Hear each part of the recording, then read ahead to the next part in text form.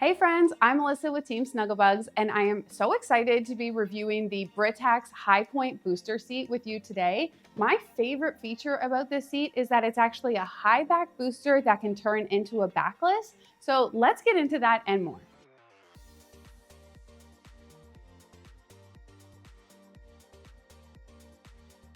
Okay, so let's talk about the purpose of a booster seat. So a booster seat is very important for your developing child because it is going to quite literally boost your child to the proper height so that the vehicle seatbelt is correctly placed over their shoulder and lap. Without the booster seat, if your child is not tall enough, then you're not going to get that correct placement. And one of the great things about a high back booster seat is that it's actually got this shoulder belt guide, as you can see up here. We'll give you a bit of a close up later, but that is really going to help ensure that you're getting that positioning. It also locks the seatbelt into place at the shoulder, so your child can't, put it behind their head and move around in their seat.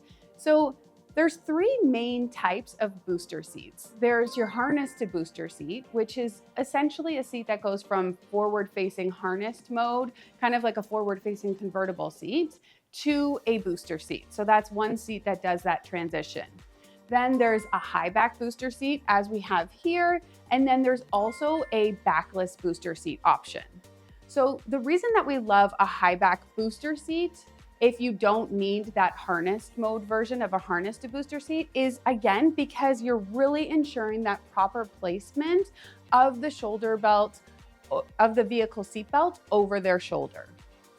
Going to a backless booster is really the very end stage of your car seat journey. Typically, you're not wanting to go from a forward-facing convertible seat into a backless booster. Now, you're typically moving into a booster seat when your child has maxed out the height or weight requirements of your forward-facing convertible seat. Now, I know you're here for the tea on the Britax Highpoint, so let's dive in. Okay, so this Britax Highpoint seat I love it. It is such a great booster seat. It weighs only 12 pounds, so super lightweight, easy to move in and out of your vehicle. It also can accommodate a child up to 120 pounds. That's a large child at that point, and 63 inches tall. You can see here that the headrest actually adjusts to 10 different height positions. So we're getting pretty tall. This is the bitter end of their car seat journey at this stage, but it's really nice to have a seat that can really grow with your child and keep up with those growth spurts. So some of the things that I love about this seat are, you can see it is a high back seat. So it starts out as a high back, but it can actually be transitioned into a backless booster, which I will show you in a minute. So you're really getting that longevity and versatility with the seat.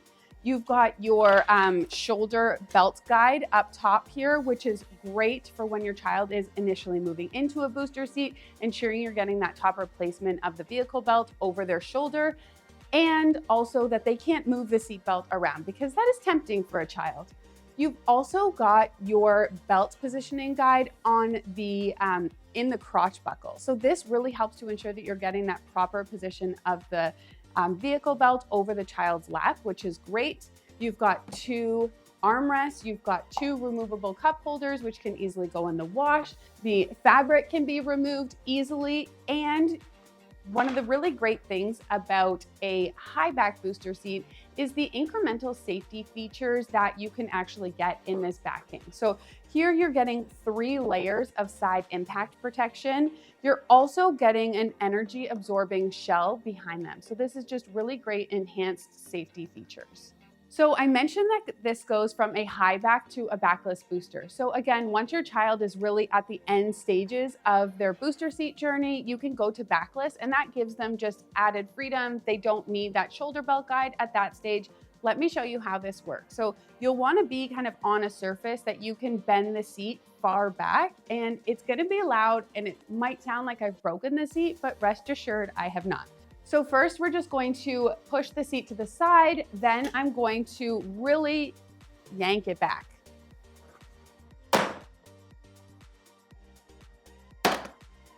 There we go. I told you it was loud, but now we have our high back portion removed, and we can install just the backless portion using those same latch connectors. So I'm going to show you a quick install using it in high back booster mode as well as backless.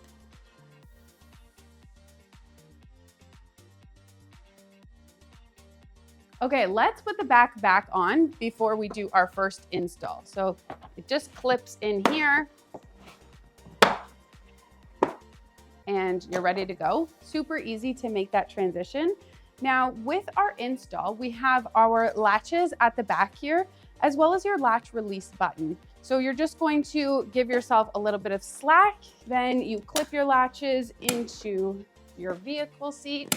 Push the seat back into an upright position, making sure that you then tighten it up so there's no extra slack and you are good to go. This is your basic install for your high back mode.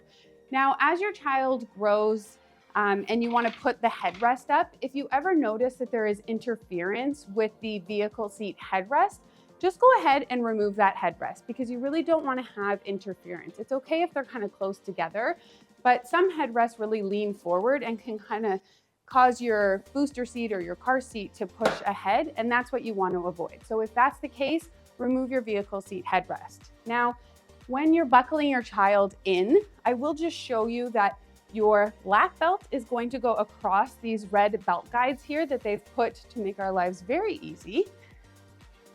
We'll clip in. Then your shoulder belt is going to go into the shoulder belt guide up here. Then you'll also want to make sure that this lap belt goes through this secure latch crotch strap. So then you're getting a nice proper install of your child in the seat. Now, I'm going to quickly undo my install and show you what the install looks like for a backless booster.